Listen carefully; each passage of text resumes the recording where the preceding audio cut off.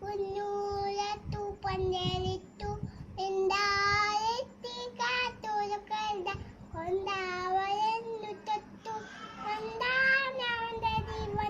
മുട്ട വണ്ടേ വെച്ചു കൂട്ടി